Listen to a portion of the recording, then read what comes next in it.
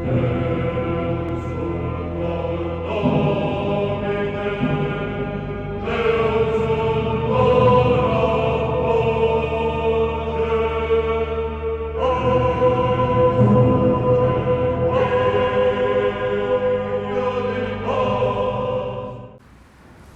Epístola do Bem-aventurado Paulo Apóstolo aos Romanos. Ó profundidade das riquezas, da sabedoria e da ciência de Deus! Como são incompreensíveis os seus juízos e imperscrutáveis os seus caminhos!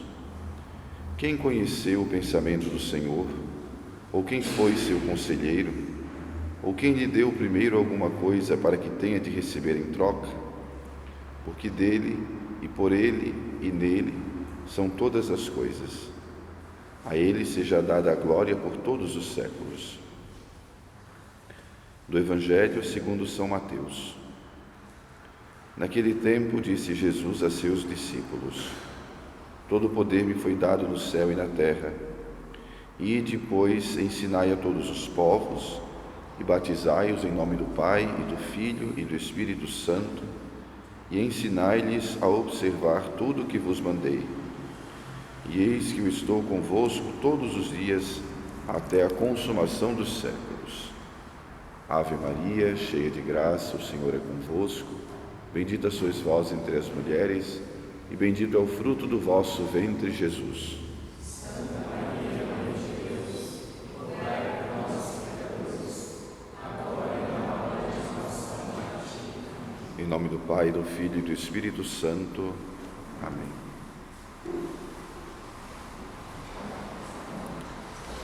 Caros fiéis, hoje, neste primeiro domingo, depois de Pentecostes, a Igreja celebra a festa da Santíssima Trindade.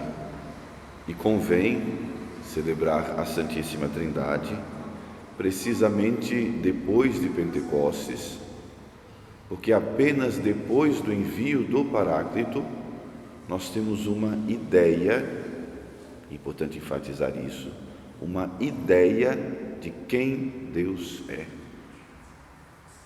A festa da Santíssima Trindade, esta homenagem que a Igreja rende ao Deus unitrino, consagrando a Deus uma festa específica a respeito deste dogma, ela nos recorda duas verdades fundamentais.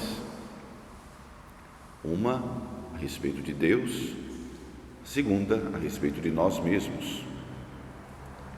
De Deus, esta festa proclama: é mistério. Deus pertence ao conjunto de realidades, e Ele é a principal delas, aquelas realidades que nós não somos capazes de compreender. Ninguém entende Deus. Um cirurgião cardíaco, um cardiologista, pode chegar a compreender perfeitamente como funciona um coração humano. Dificilmente o fará. Dificilmente não esbarrará em algo de misterioso a respeito do coração humano. Um psicólogo dificilmente compreenderá todas as nuances da mente humana. O neurocirurgião dificilmente compreenderá, saberá todas as possibilidades de um cérebro humano. E assim, isso pode ser aplicado a cada uma das ciências, a ciência, a tecnologia, o saber em geral. Nós não somos capazes de saber tudo a todo tempo. Isto é um fato. Deus, portanto, pertence àquela realidade de coisas que nós chamamos de mistério. Pertence à natureza de Deus ser mistério, ser incompreensível. Ao mesmo tempo que Deus se revela a nós, Ele mantém algo de escondido, porque pertence à natureza de Deus ser incompreensível. De outro lado, pertence à nossa natureza humana o limite de compreensão.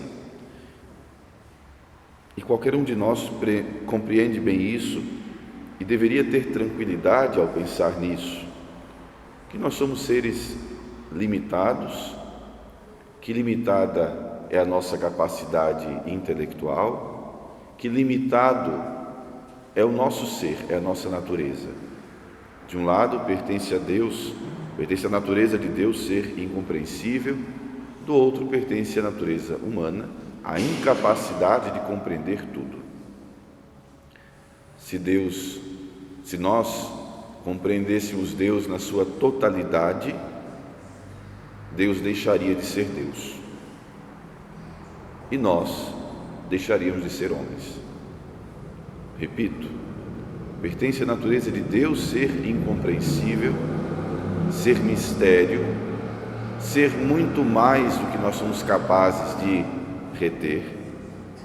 Pertence à nossa fragilidade, à nossa frágil natureza, esta incapacidade de reter Deus como um todo. E talvez alguém pudesse objetar, mas ora, se Deus é mistério e nós somos incapazes de compreender o mistério todo, por que vamos à missa?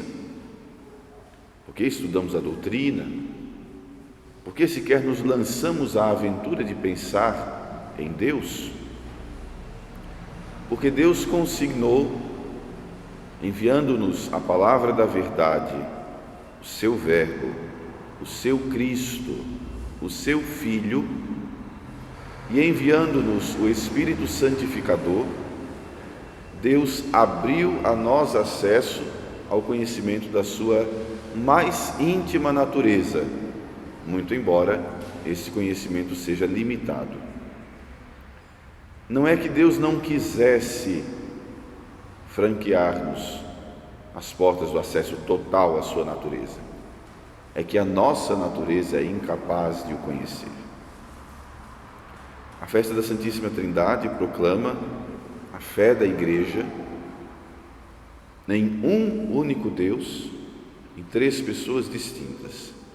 Quando nós falamos em Trindade, e esta palavra é uma palavra eminentemente católica, porque ela foi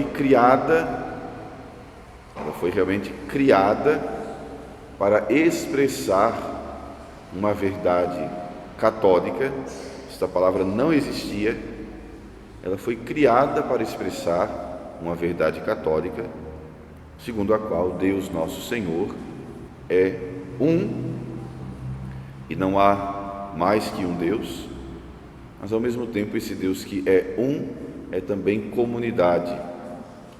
Deus é um e único, mas não é solitário.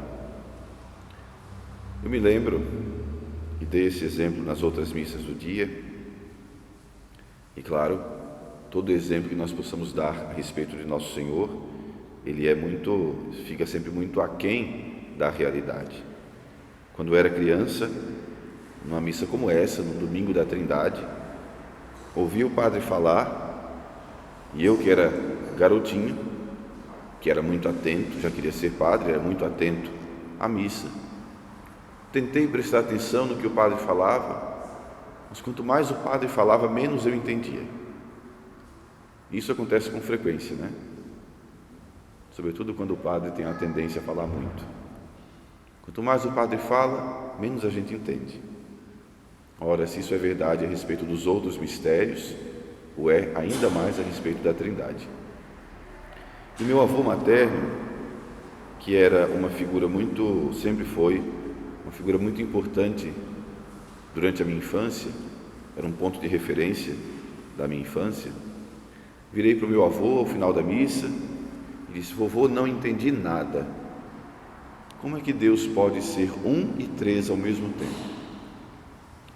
Na minha cabeça de criança, estava aprendendo matemática, um é um, dois são dois, três é três, e assim sucessivamente. E um não pode ser dois, e dois não pode ser três, e assim sucessivamente.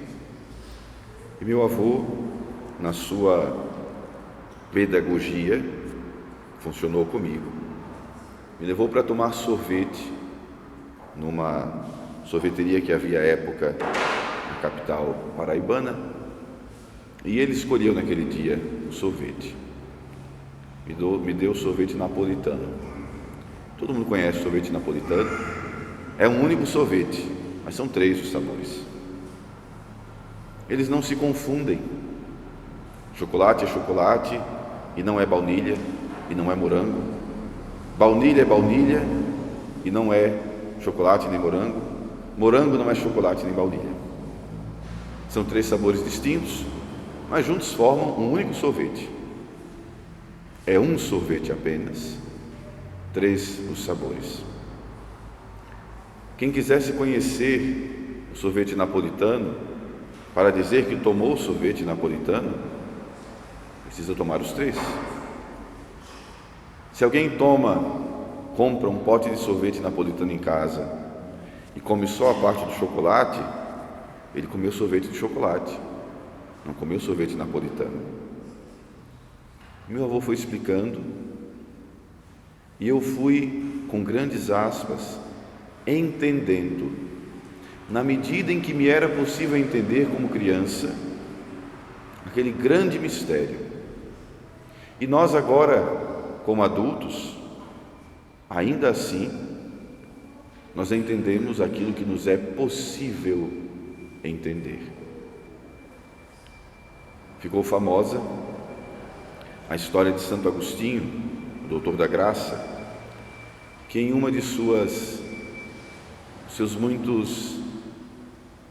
muitas horas de reflexão teológica, numa praia, estava pensando sobre o mistério da Trindade. Como que Deus pode ser 1 e 3 ao mesmo tempo? Como que pode ser uno e trino? E é importante frisar, não são 3 deuses, mas um Deus apenas. 3 são as pessoas, portanto trata-se de relação. Uma é a natureza, 3 as relações.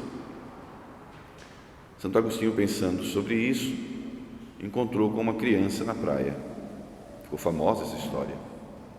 E essa criança, com a conchinha na mão, um buraquinho na areia, ia no mar, apanhava água na conchinha, vinha trazendo.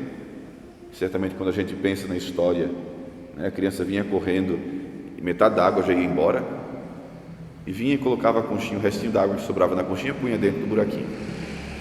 E assim a criança ia e vinha, muito animada, muito ocupada naquela sua tarefa. Santo Agostinho, que era um homem muito curioso, chegou para a criança e perguntou: mas o que é que você está fazendo? E a criança diz: eu vou colocar esta água toda aqui neste buraquinho.